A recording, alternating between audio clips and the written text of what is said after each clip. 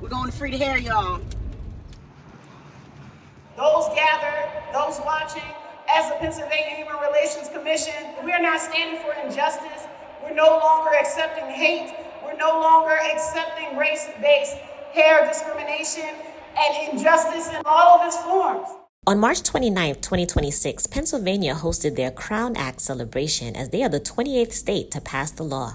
But I think it's really critically important to remind ourselves that this is actually combating discrimination, lawful racial discrimination and subordination for over 4 centuries. Law professor and one of the legal architects of the Federal Crown Act, Professor Wendy Greene, was in attendance to give some historical context. For over 40 years, when Black workers have initiated lawsuits that are challenging natural hair discrimination or discrimination on the basis of our afros, locks, braids, and twists as a form of race discrimination, what has happened is that federal courts have created what I call a hair-splitting legal distinction, which is that basically Black workers are protected as it relates to race discrimination when it's discrimination on the basis of an afro.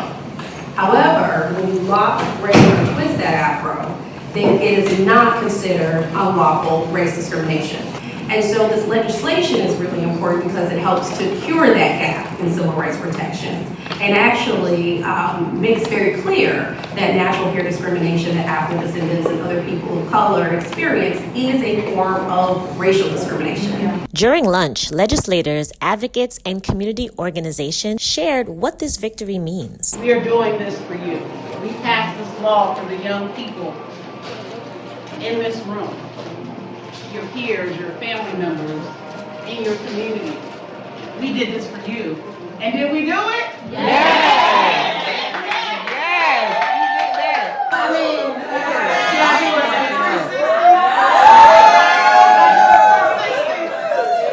because I normally wear my hat. But the first speech I did on the floor about the Crown Act, I took my hat off. And it wasn't even fresh that day. But I wanted them to see my hair. I wanted them to know me for the hair that I have, to respect and value me for my locks, and that I'm showing up every day as myself. People say you gotta wait to be a leader. You're a leader today. Yeah. I'm here to tell you, you are a leader today. And you know how I know? Because you're here in the Capitol with me, celebrating the Pennsylvania Crown Act. I'll tell you, when I first got here, when they said, oh, you want to run for office, I was like, okay, I'm going to have to blow my hair out.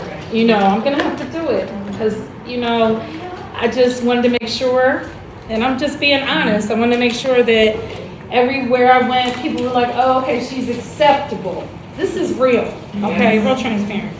And so when I got up here, I was like, oh, okay, enough is enough. And I don't know if you all have seen my first official picture. I was blown out. The second official picture, curls, and all curls. Let's do it. Happy Crown Day! Yay! It's an exciting moment in history to know that in 2026 we're getting more civil rights, where some would like to get a large eraser and change our whole history. And how we were blessed to build this country in a time where there were so many systemic inequities, unfairness, forced labor, trafficking of our ancestors, things we don't have enough time to discuss. But in this era today, that being together and by having so many champions here, all the women that are here are champions and proven leaders and advocates, we recognize that this work that we've achieved to get the Crown Act is just a start. There's still more ways to fight for fairness and equality. So I'm glad that you all are on the journey with Representative Days and I. Thank you. It was now time to shift the focus from legislation to culture, because this movement wasn't born in a courtroom. It was born in art, in poetry, and in Black women refusing to be silenced. A Black girl in her braids be the best. When you see her with the fresh extensions, know that she is blessed, no stress. From having to do her hair when she wake up and just throw on some makeup and go.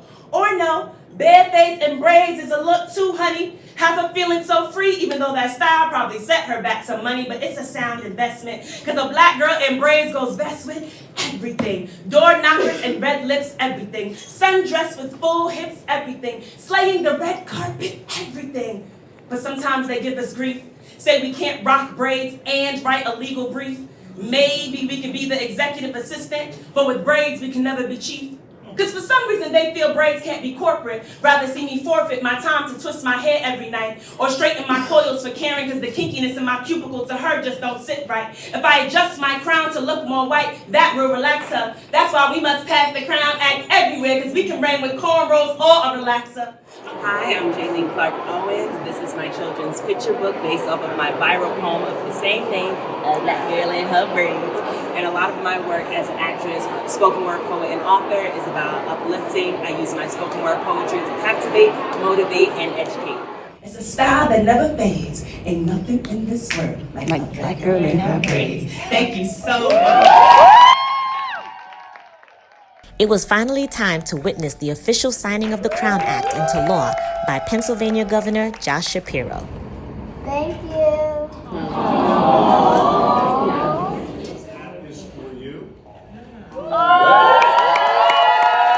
Congratulations to Pennsylvania for being the 28th state to protect natural hair as a civil right. July 3rd is National Crown Day, and there are still many states in this country where hair discrimination is legal. The movement continues, so take this opportunity to show up, speak up, and let your state representatives know that you want the Crown Act passed in your state.